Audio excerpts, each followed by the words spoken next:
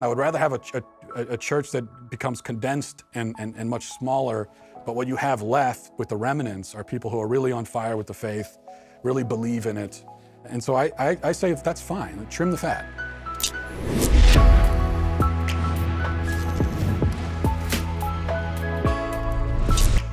Hey, and welcome. This is the Ben Shapiro Show Sunday Special. We'll be joined momentarily by the man more dour than I, Matt Walsh of the Daily Wire. But first, let's talk about your impending death. Don't worry, we'll get into issues of heaven and hell here. But I'm just talking about, what your family's going to do if you plot. Getting life insurance can feel like assembling the world's worst jigsaw puzzle. It is confusing, it takes forever, and when you're finally done, it doesn't even look cool. But if you have a mortgage or kids or anybody who depends on your income, it is a puzzle that you need to solve, and Policy Genius can help you do it. Policy Genius is the easy way to get life insurance. In just 2 minutes, you can compare quotes from top insurers and find the best policy for you. When you apply online, the advisors at Policy Genius will handle all the red tape for you. They'll even negotiate your rate with the insurance company. No commission sales agents, no hidden fees, just helpful advice and personalized service. And Policy Genius doesn't just do life insurance. They also do home insurance and auto insurance and disability insurance. They're your one-stop shop for financial protection. So if you find life insurance puzzling, head on over to policygenius.com. In 2 minutes, you can compare quotes, find the right policy, save up to 40% doing it. Be an adult.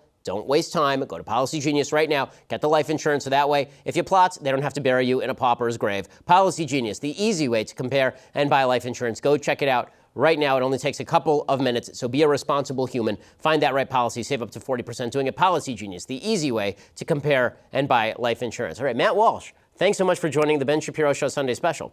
Thanks for having me. I mean, not that you had much of a choice in this. I mean, yeah, I know. You sort of work here. I feel like you're scraping the bottom of the barrel a little bit having me on here, but I mean, I appreciate it. Okay, well, for those of us who don't know anything about your background, except that you sit in cards and have a beard and are dour, what's your background? How did you get to the point where you get paid to sit in cars and write columns and be dour and have a beard? It's a really uninteresting story, but I think it began with. I was kind of a terrible student, so people ask me all the time, did you go to college, and what did you go to college for? Did you go to college for sitting in cars and screaming into a phone? And the answer is no. I didn't go to college. I was a pretty bad student. Barely graduated high school. I don't know why I'm mentioning all this, but it's true. In fact, I didn't even know that I was going to graduate high school until the way that I found out is I went to the graduation rehearsal, which for some reason you have to rehearse walking across the stage.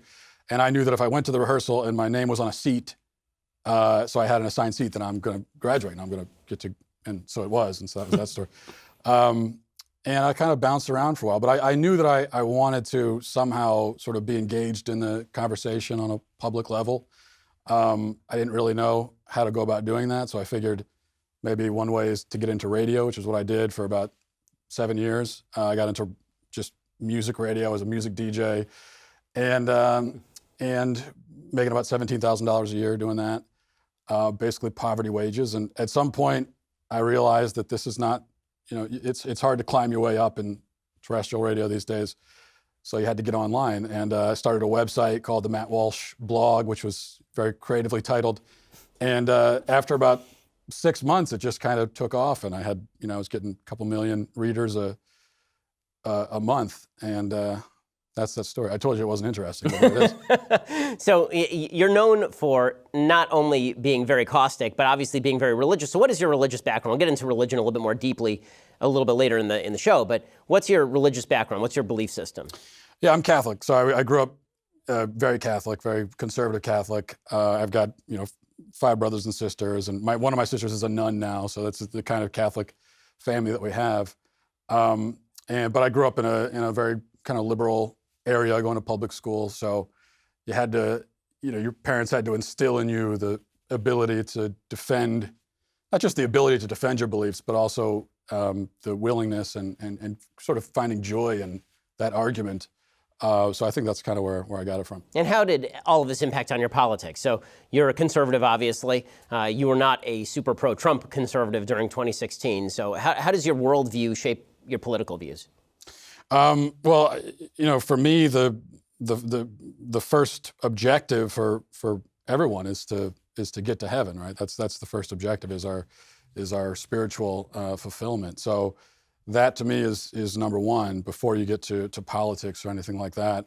And this is, one of the problems I see in the conservative movement now is I don't it seems like it's not really grounded in anything like maybe it used to be, grounded in those deeper kind of spiritual, moral truths.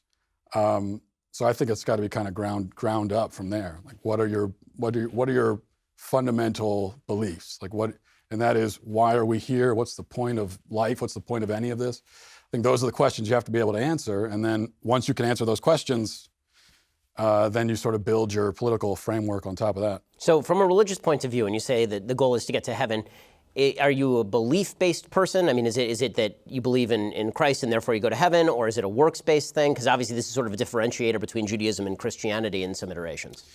Yeah, I think, well, and I don't mean to dismiss like 500 years of fighting between Protestants and Catholics, but I kind of think that at least between Protestants and Catholics, the works versus faith dichotomy, it's a kind of a misunderstanding, because I think we actually generally agree in that I certainly don't believe that the whole point of life is just to intellectually assent to the proposition that Jesus Christ is Lord and there is a God, and so people will say that all you have to do is believe in Jesus, or all you have to do is believe in God.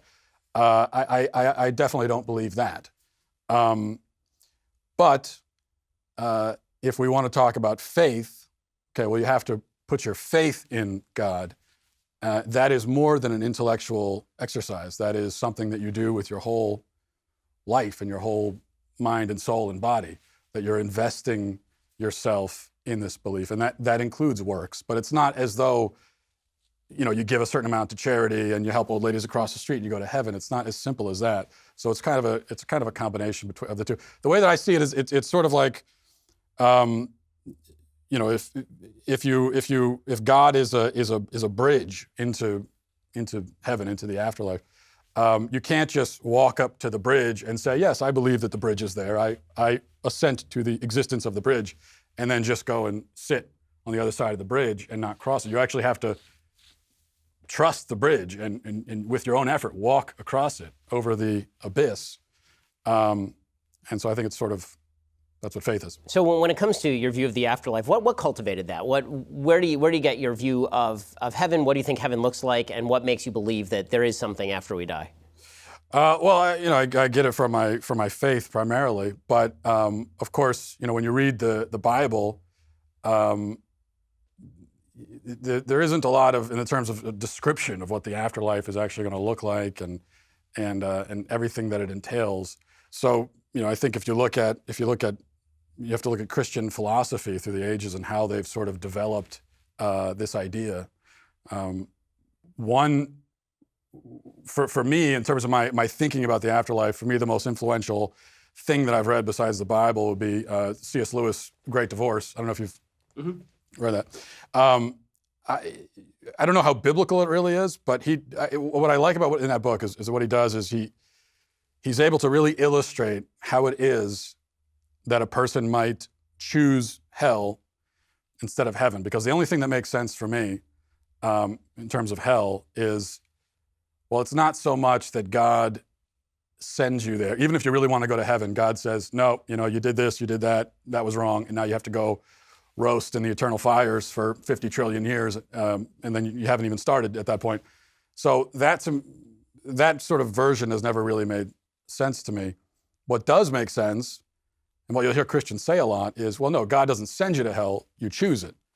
Okay, well, all right, then it seems more just, but what does it mean to choose hell? How could anyone ever choose hell when they know that eternal joy is on offer? And anyway, in the book Great Divorce, I think he does a good job of showing what that might sort of look like, or why a person might actually choose hell rather than heaven.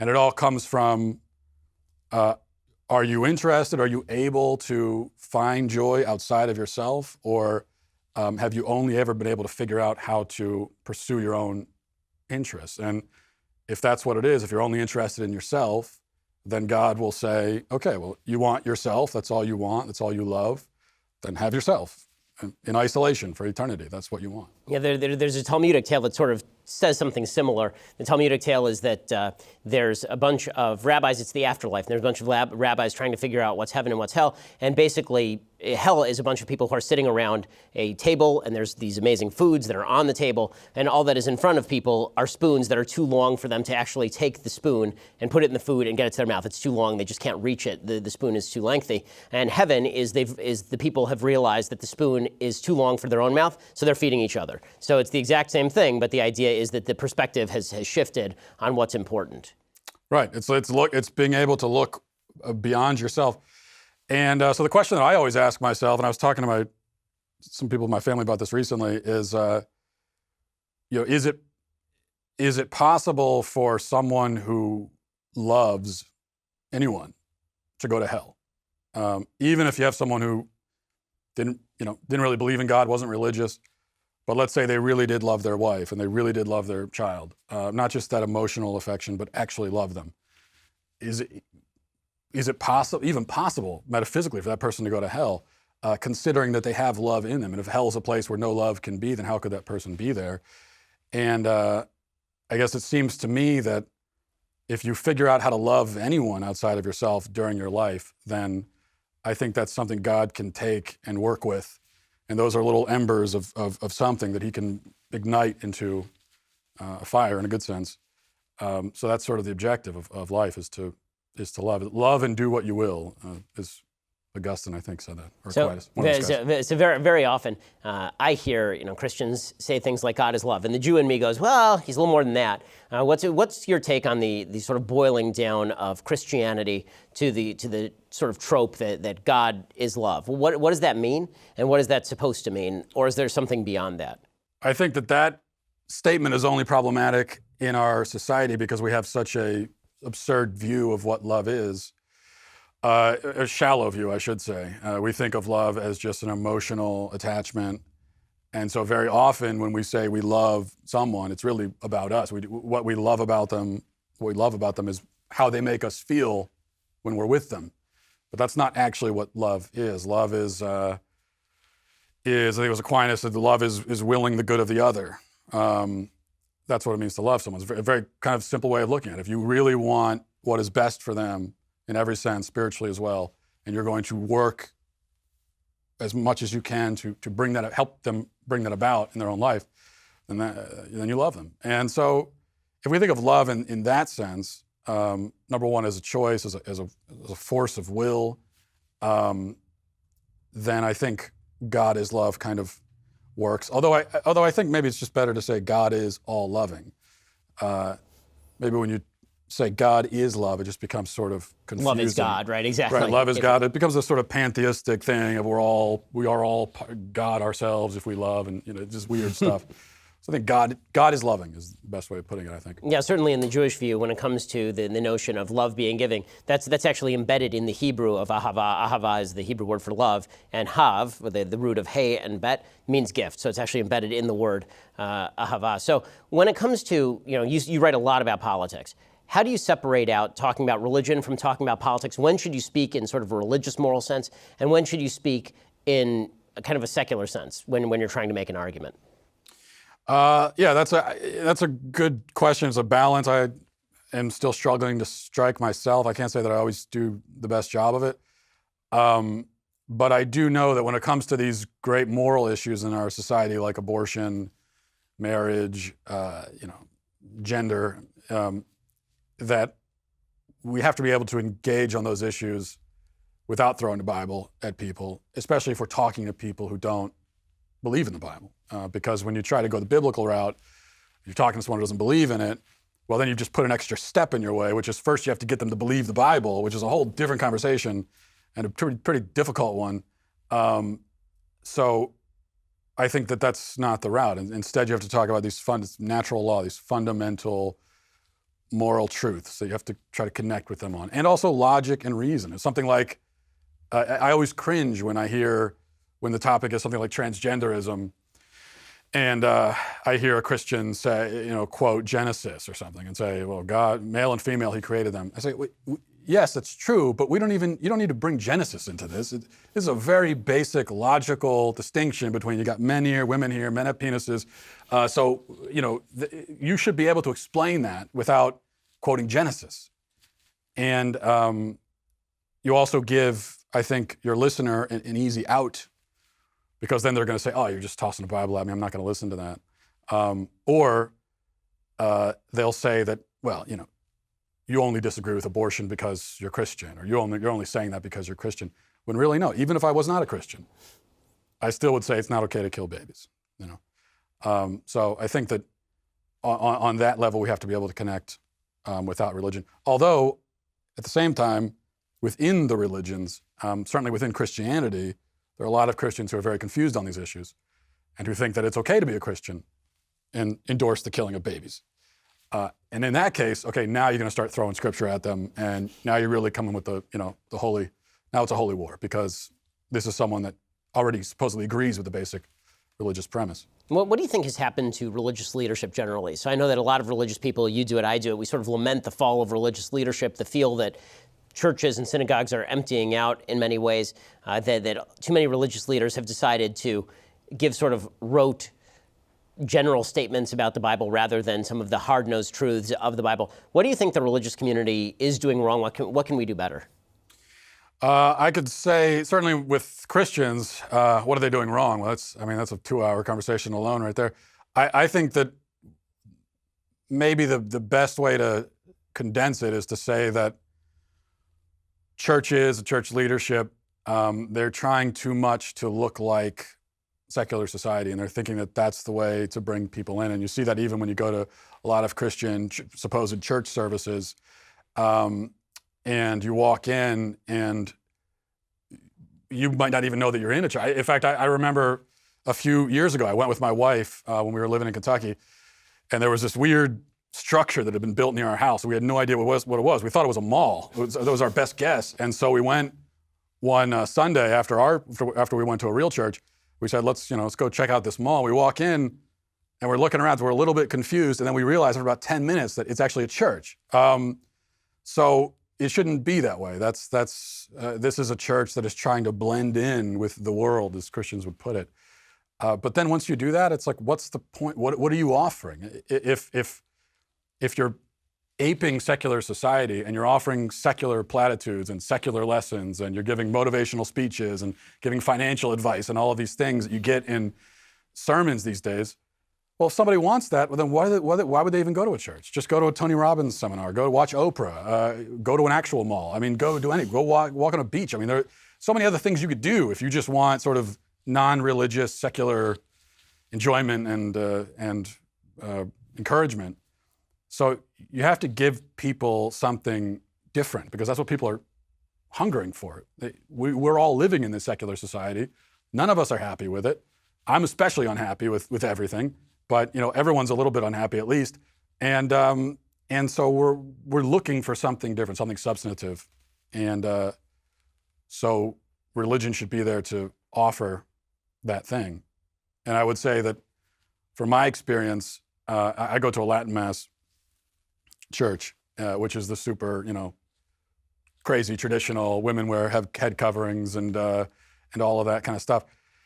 And it's a very young church. There are a lot of young people in there, young families, and it's just energetic and everything. Whereas if you go to a Catholic church where they're doing the secular choir and they're doing all that, and you walk in and it's just there are 5 or 6 old bored baby boomers sitting in the pews yawning, and it's just it's not working. Let's do a little bit of free association here. So I'm going to give you a phrase, and you give me your immediate response to this. So let's start with President Donald Trump. Can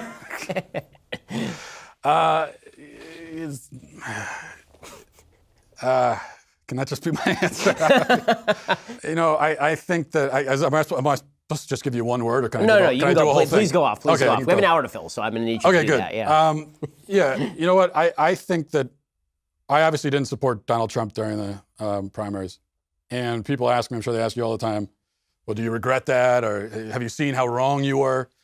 And my answer is no. I was not wrong. I was right, as usual. My point about Donald Trump, well, I never thought that he was going to start World War III or any of this crazy stuff.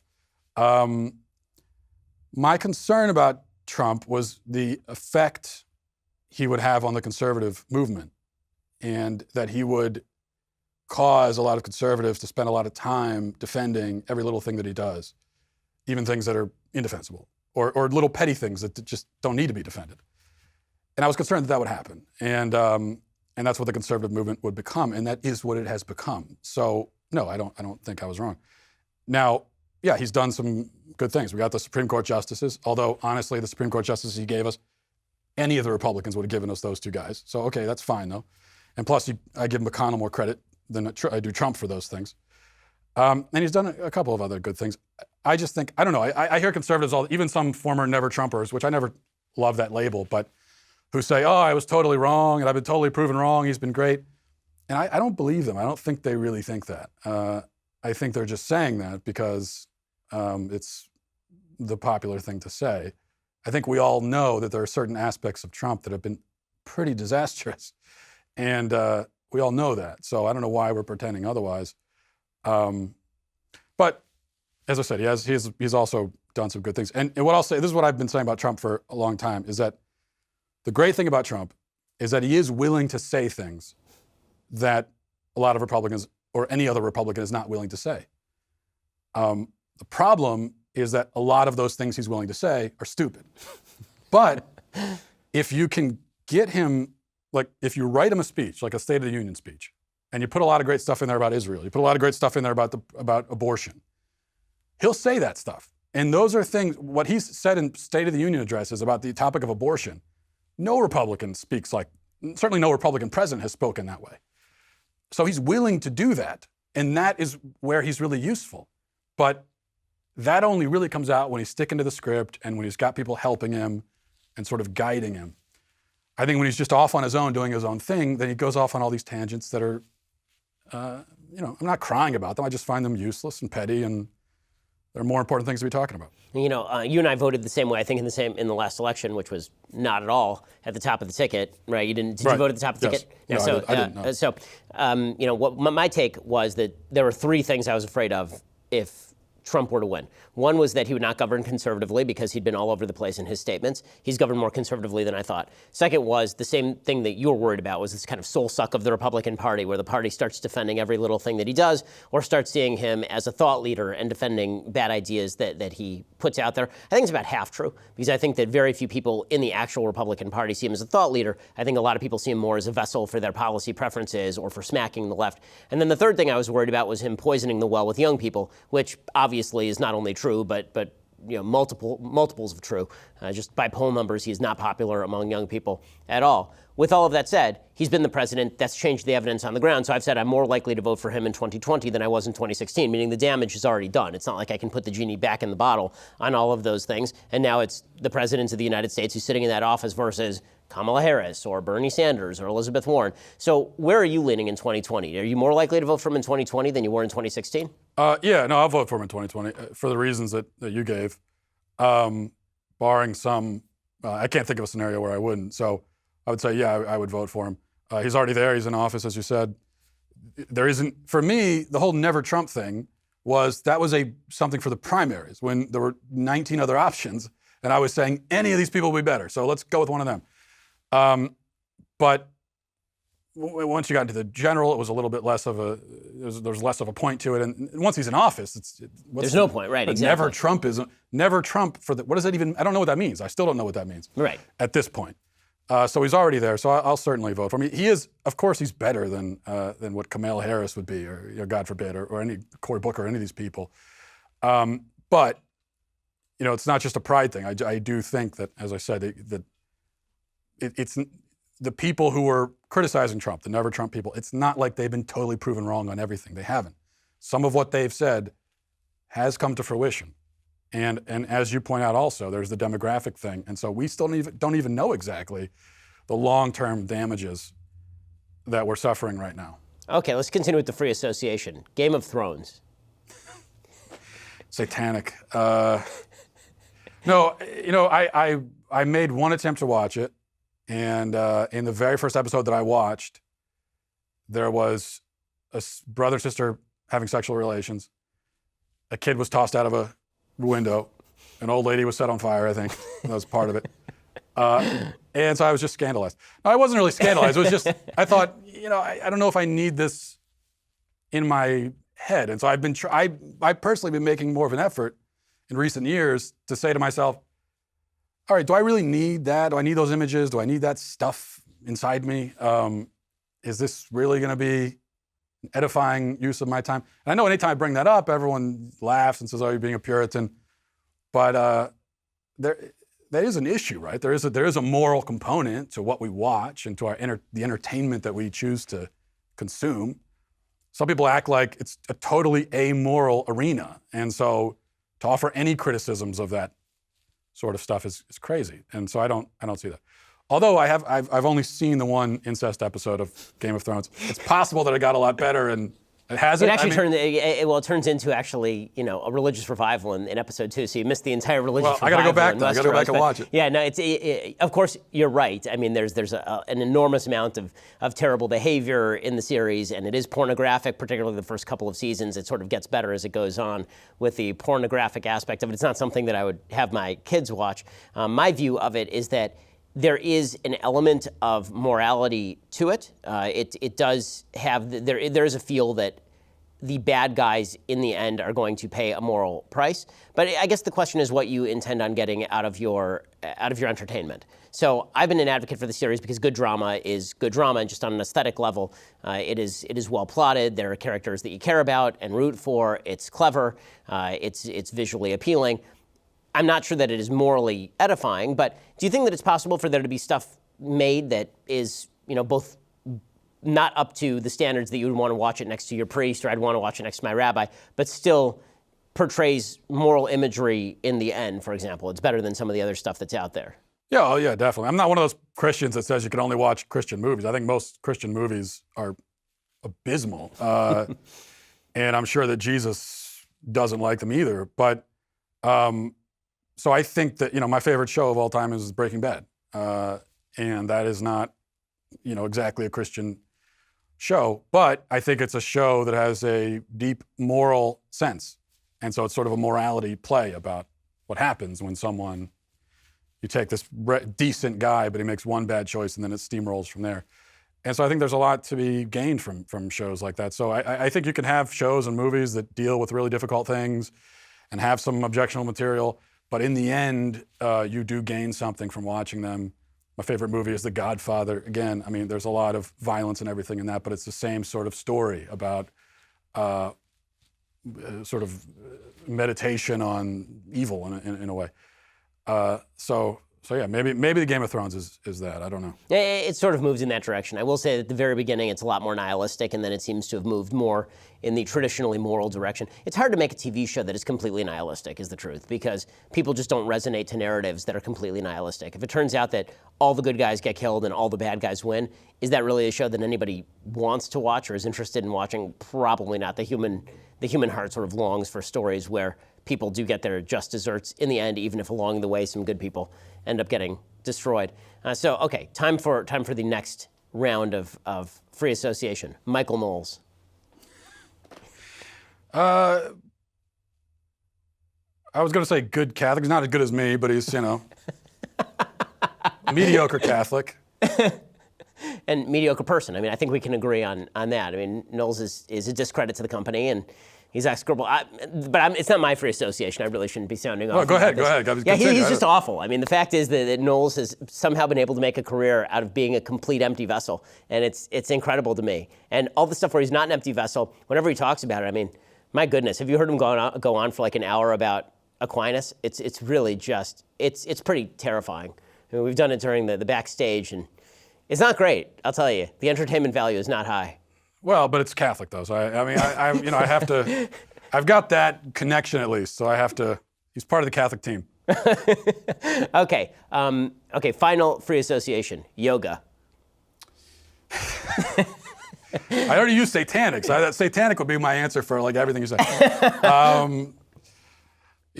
I still believe. I know I wrote an article, as I'm sure you know, about yoga. It appeared at a website that I edited, in fact. Yes. Right. And I still believe that I was totally right about that.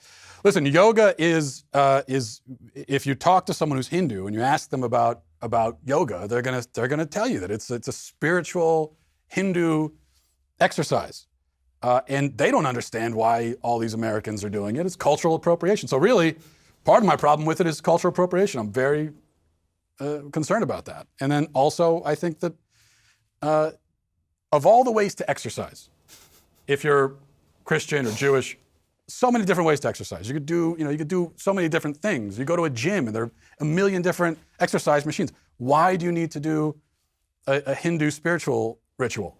Of all the things in the world, why that? That's my only question. And I posed that question and no one could answer it except to say, you're insane, which I might be, but that doesn't make me wrong about that. So you're okay with, so just to be clear, you're okay with the physical motions. You're just not cool with all of the Hindu associations that. Listen, I think those physical, if you even accidentally do one of those physical motions, you could be entered by Satan immediately. So that's my belief on it. Okay. So, no, it is the whole, because no one knows I'm joking. That is it's the whole yoga thing that I think is the problem. But, if you're just doing some stretch, I think you'll probably be fine. Okay, so let's talk about the biggest problems facing the country. We've talked about the decline in religion, obviously. What do you think is the number one issue, the pressing issue in the United States right now? Well, I'm going to give the answer I always give, which for me, it's the life issue. For me, it's why I write about abortion 50 times a week, because I think that how are we supposed to move on to other issues when we haven't settled the basic question of whether or not life is valuable and if it even means anything or if it's worth preserving. So to me, it's a twofold issue. It's number one, you've got the actual death toll, which is trumps any other cause of death, many-fold. But then also there's the philosophical issue of, does life even matter? If it does, then let's focus on. If it doesn't, then what does any of this stuff matter? Let's just go home and drink ourselves to death, right? So, and practically speaking, I would also put the fact that we're continuing to fund Planned Parenthood, $500 million a year that we're giving this organization that kills 330,000 babies a year. And the fact that we're doing that even after Republicans controlled the White House and Congress for 2 years. And that, by the way, is one of the reasons why I can't give Trump or any of these guys anything close to an A+, because it's not just that they didn't defund it, it's that they didn't even try. They weren't worried about it.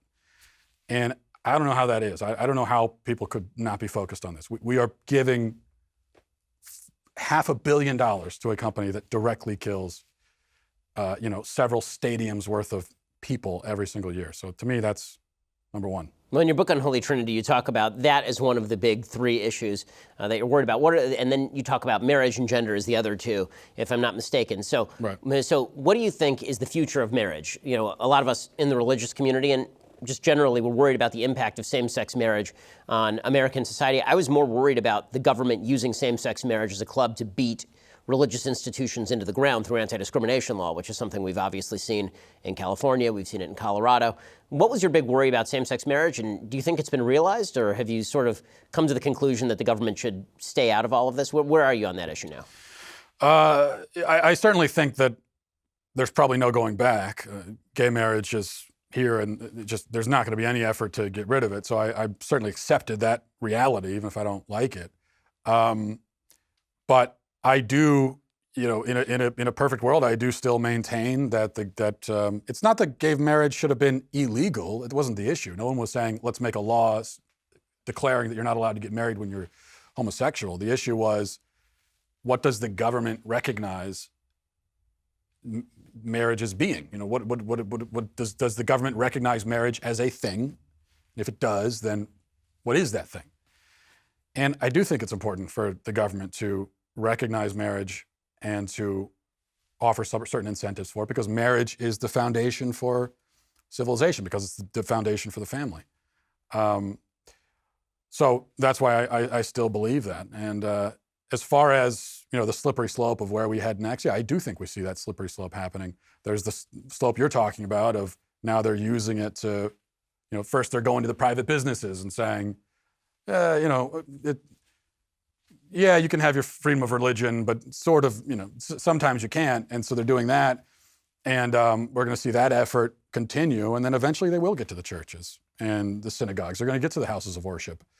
And they're going to say, because if the problem is if they're saying gay marriage is a human right, which is what the Supreme Court said, it's a human right. Well, okay, if it's a human right, nobody's allowed to deny a human right. A church can't deny a human right. It's not like a church can say, oh, in our religion we have slavery, so we're going to keep slaves in the basement.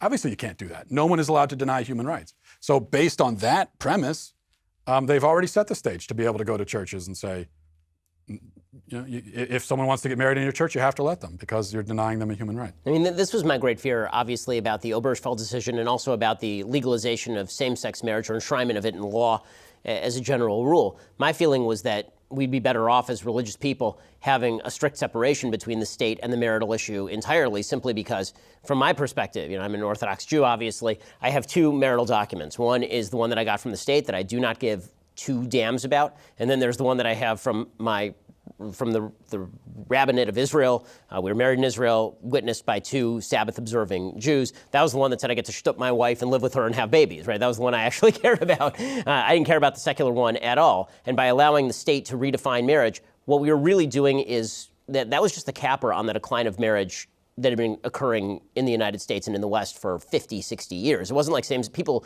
I think on the right, treated same-sex marriage as though this is what's going to finally break marriage. And I looked at it and I thought, no, this is just the capstone on a system that's already broken. That once the social fabric was broken, the law was the last thing that was standing, and it was the last thing to sort of fall away. I don't know where you come down on that. Yeah, the liberals they had a really good point to make, and that was that, well, all you Christians that are saying that gay marriage is such a terrible thing, well, you allow divorces in your church. I mean, you'll let a guy marry a woman on your altar and then divorce that woman and then marry another woman and another woman. So it's just essentially polygamy by succession.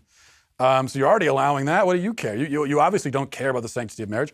And they were absolutely right about that, because a lot of these people who cared about the sanctity of marriage when it comes to this really didn't care about it, especially when it came to their own life. When they had to make sacrifices and be faithful in order to protect the sanctity of marriage. Well, then they don't really care as much about it.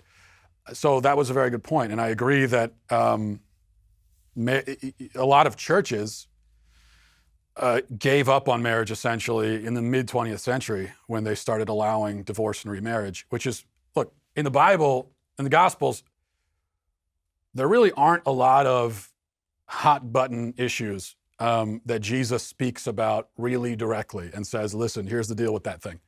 He doesn't do that very much. Marriage is one of those things, though, where he says very directly, if you get divorced and remarry, that's adultery. And that is recorded in multiple Gospels, him saying that.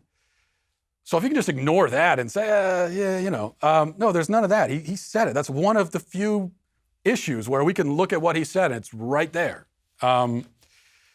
So if we're going to punt that down the road, then how do you've already given up the defenses. I mean, it seems to me that what happened from a religious and from a secular perspective is that the institution of marriage, which was always about the bearing and rearing of children fundamentally, changed into it's two people who love each other. Well, once it's two people who love each other, you're at same-sex marriage, because it could be any two people who love each other. It has nothing to do with kids anymore. It has nothing to do with building a functional institution with a religious goal. It has nothing to do with enshrining a standard for the community.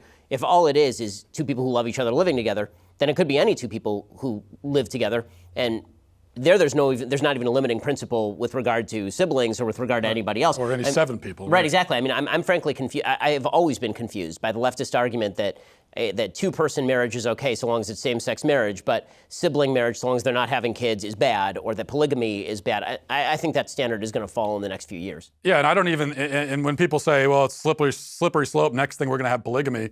No, I actually think that, if we're on a slope, gay marriage is like down here on the slope. Polygamy was up here. We just kind of hopped over it. There was like a ramp on the slope, and we went over. It's not even a slippery slope argument. A slippery slope argument suggests that one thing happens and that leads to another thing. It's just a principle argument. Once you define a principle, there are certain things that fall within that principle. If it's two people who love each other, then you've defined the principle. There's a lot of stuff that falls within that. And if it's just a group of people or any number of people who love each other, well, then you've defined that principle. Yeah, I think that there's a great G.K. Chesterton quote where he talks about, if you're walking down the road and you see a gate, a fence, you're going to want to know why that fence is there before you decide that, hey, I'm just going to tear this fence down. And so the problem is that we started tearing down these lines of distinction, these fences, without having any understanding about why they were actually there. And so the left, when it came to gay marriage, they said, oh, you're trying to stop people from loving each other. You're being a bigot. It's like, no, that you don't have to agree with us, but that is not our point. That is not the point that we're making here. And so you just tore this thing down without even understanding why it existed in the first place. And that's pretty concerning, considering this thing that we're talking about is one of the fundamental human institutions. So once you've torn down those barriers, then, right, there's really no argument to be made against certainly any form of human coupling. I just don't see what basis we would object to that. Well, speaking of tearing down fences without any sort of regard for what comes next, obviously we're in the middle of a wild rethink in the West about the nature of gender, the attempt to separate off gender from sex, the attempt to suggest that you can be any gender you want to be, and that you don't have to be a biological woman to be a woman, or you don't have to be a biological man to be a man. What do you think the end goal of this is, and do you think that this is a battle that the left is going to win? Because obviously they won the same-sex marriage battle. Do you think that they're going to win the redefinition of sex battle as well? Certainly if they win it, then, and I know these kind of statements are made all the time and it's overdone, but in this case, I think we could say if they win that battle, then it really is over. Right? Western civilization is over at that point. If they're able to do that, then what else is there? Because what they've done there is they have this is why I think they care so much about the issue, is that this is all about relativism. Everything is about relativism for them. It's all about, it's my truth, this is my truth, this is what I believe, this is good for me. And so this is sort of the ultimate peak to climb. This is sort of the ultimate relativistic peak, where if you're even able to do that with your own biological identity, where I can say, no, I'm not this, I'm going to be something else. And if we've decided that that's okay, well then it's game on. We live in a relativistic society. And that's why I think we need to pay very close attention to the change that's happened even in the last year or so, where originally they said that, well, you've got sex and gender is a social construct, sex is biological, and you can be whatever gender you want. That was the original argument, right? If you've noticed recently, now they're saying that no, biological sex is also, you can be whatever you want. It's the same thing. They originally created this false distinction, and now they've merged them back, and they moved gender over into being this sort of social construct, and now they've recoupled them, but they've done it over here in the social construct area. So I think that's a pretty big development. And I think on transgenderism, like on every other issue, the conservative movement was very slow in picking up on it. In fact, when I wrote the book about transgenderism, I started writing that book, I don't know, it was 4 years ago. And I was talking to my publisher about it, and they said, but transgenderism, isn't that kind of a fad? Are people really going to be talking about it a year from now?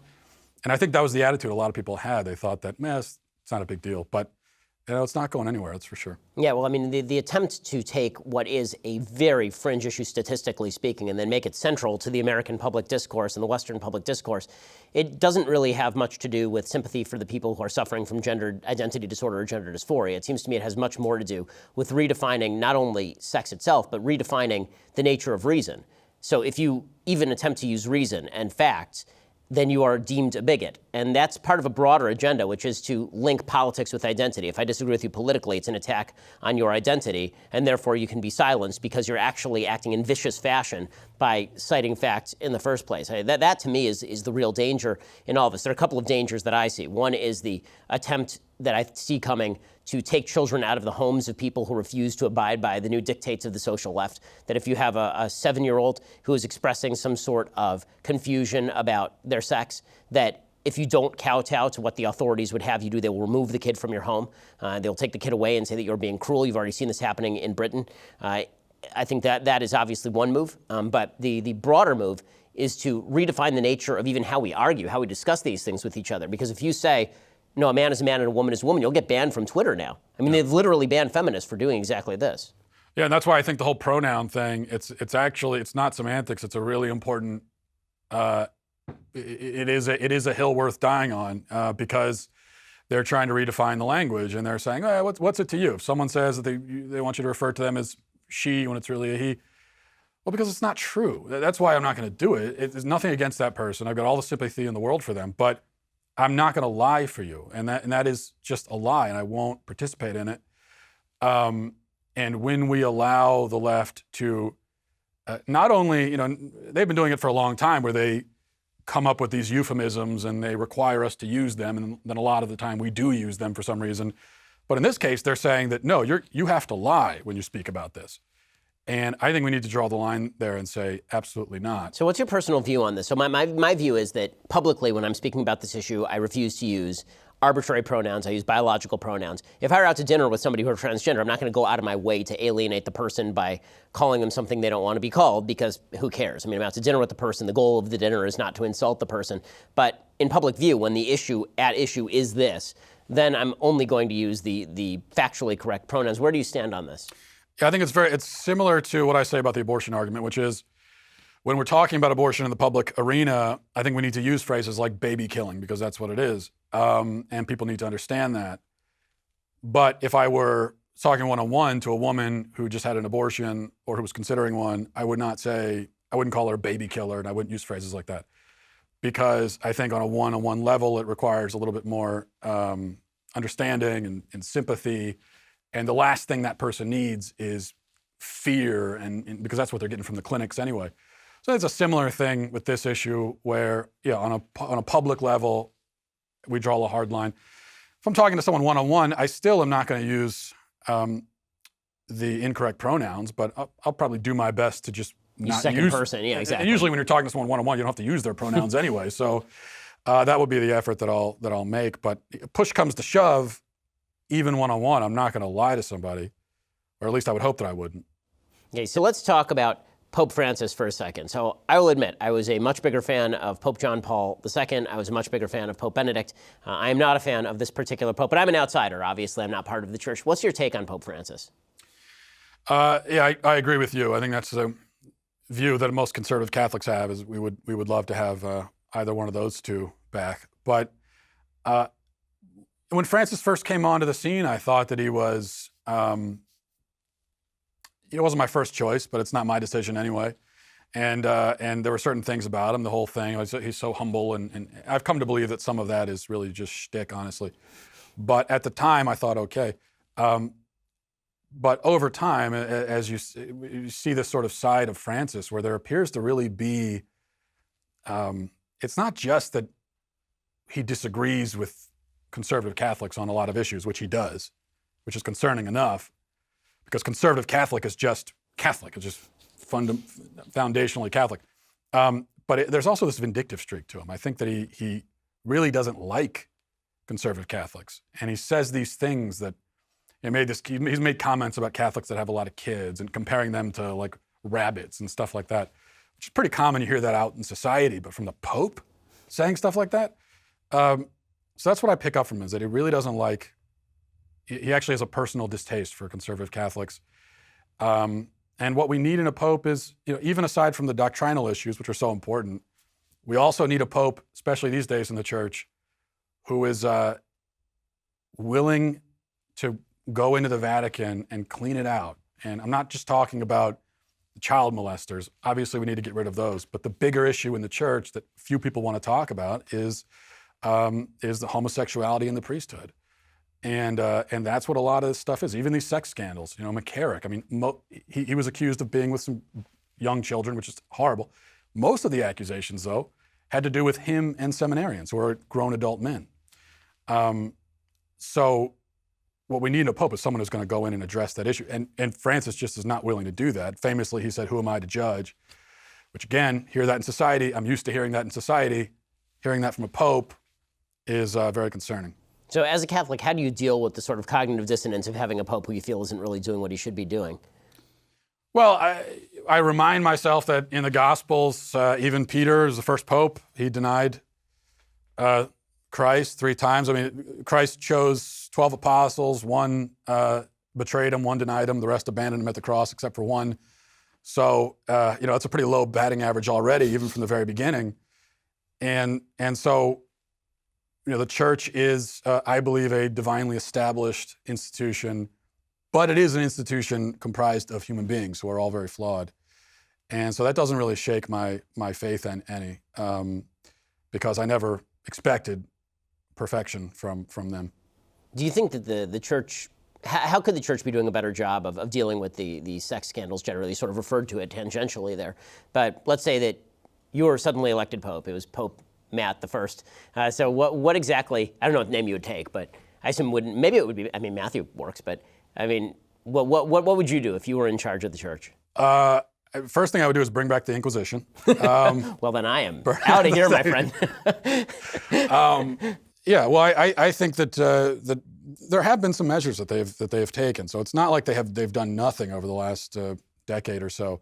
But I think that we have to realize where the problem predominantly is, and that is not just with pedophilia, which is an issue, but statistically a smaller issue.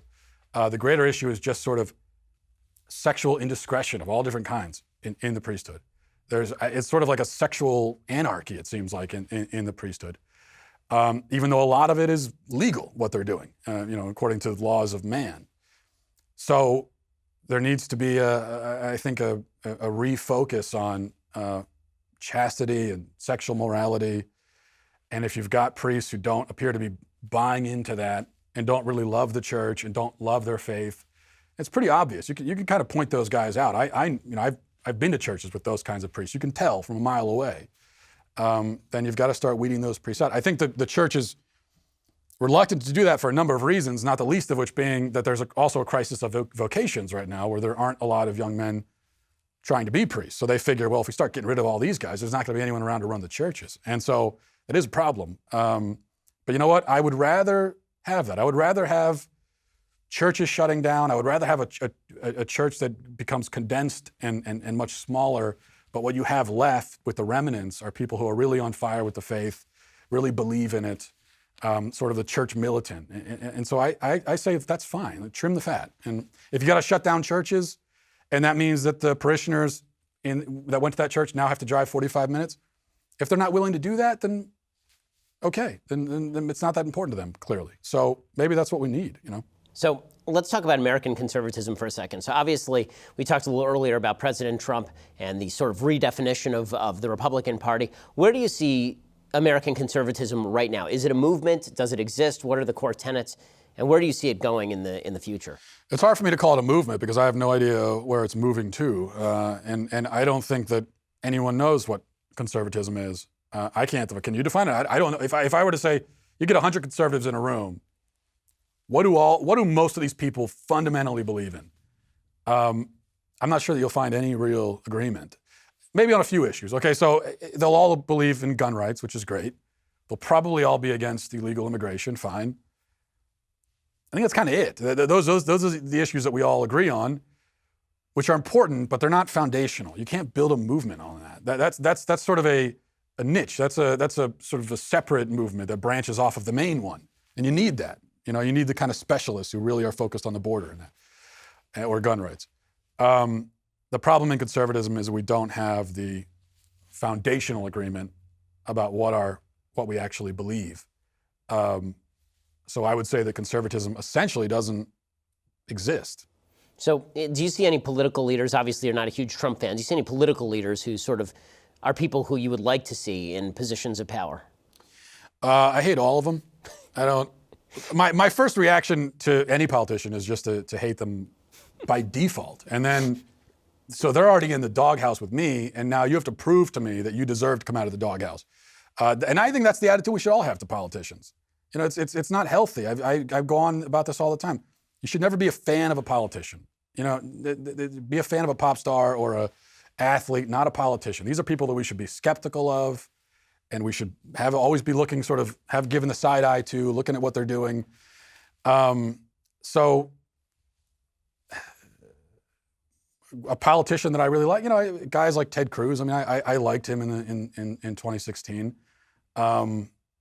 Mike Lee, and these kind of classic conservatives who are also social conservatives. So I like them. I don't know that these are the guys who can reignite the movement. So is there a guy like that? Or maybe just don't know who it is. I mean, I'm not sure that there is a politician who comes to mind. There are politicians who I like, but I think the rule with politicians is that they either die a hero or they live long enough to become the villain is typically the theme for politicians. There are people I like right now, but they haven't held tremendous power or been in a competitive race where they have to start pandering in the middle of the race to people who I think they ought not be pandering to. So yeah, the problem with politicians is that they became a politician because they want that job, and so anyone who wants that job, you automatically have to be skeptical of, because why would you want to do this? I think it was J.R.R. Tolkien who said something like, bossing other men is the most unnatural job in the world. Very few people are fit for it, least of all the people who actually apply for the job. And so that's kind of the way that I look at it as well. I think that you could sometimes have a politician who gets into it because they really have a passion for public service and they want to lead and they love America. And every once in a while you have that benevolent sort of figure. We have none of those right now. So the second best option is someone who's obviously self-interested, obviously focused on their own advancement, but they also happen to have some good and useful qualities, and they're good on the issues, and they have some integrity. So that's what we're looking for, is that second best option. And I don't know who that is right now. So let's talk for a second about college. So you've seen in the past few weeks these scandals unfolding with parents paying exorbitant fees to get their kids into colleges like USC, which, I'm a UCLA guy, but also $500,000 to get into USC. That is not a bargain by any stretch of the imagination. That's a $200 cheeseburger. No offense to USC, but come on, guys. You didn't go to college. Obviously, you live a happy, well-rounded life. I mean, you make a good income. What's your recommendation to people who are in high school? Should they be shooting for college? Is college useful? Where do you think it's useful and where is it not? I think it's sort of simple, and that is, if you're getting out of high school and you know exactly what you want to do with your life, and you know that you need college for that thing, if you want to be a doctor, an engineer, architect, something like that, then yeah, absolutely go to college, and it'll be worth it. If you know that you want to do something, be a mechanic, something like that, where you're not going to need that, then obviously don't go, or go to a trade school. That's obvious enough. Most kids, I think, fall in the middle category, which is they have no idea at the age of 18 what they want to do, which is partly natural at that young age. Also, it's because the public schools do a terrible job of actually helping kids explore their passions and skills and interests. So you've got a bunch of kids that are coming out of high school and saying, I have no clue what I want to do. If you're in that category, then here's what I recommend. Don't go right away. There's no good reason to go sign on the dotted line, sign yourself up for decades of debt, and then go to this institution, get the degree, pay $100,000 for a piece of paper, hoping you'll figure out what to do with it. Don't do that.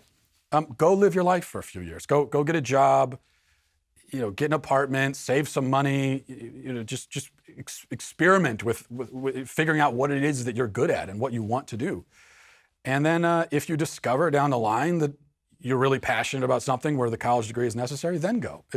I just don't understand why did we get in this thing where you have to go when you're 18? If someone goes when they're 22, what does that matter? It's not a race. Who are you racing? You've got a long life ahead of you. Or you don't. You're going to die young. It doesn't matter anyway. So then don't go for sure. But okay, so in 1 second, I want to ask you our final question, and that is, you got kids. So what do you do as you are trying to prepare your kids for a world that inevitably seems to be falling apart? Do you have any reading recommendations? What are your big parenting tips? So I'm going to ask Matt that question, but if you want to hear Matt Walsh's answer, you have to be a Daily Wire subscriber. To subscribe, head on over to dailywire.com, click subscribe. It is that simple, and you can hear the end of our conversation. Well, Matt Walsh of the Daily Wire, thanks so much for stopping by. I really appreciate it. I mean, you had to. I mean, you really didn't have a choice about it, but now that you're here, thanks for coming. Good to see you, Steve. Appreciate it.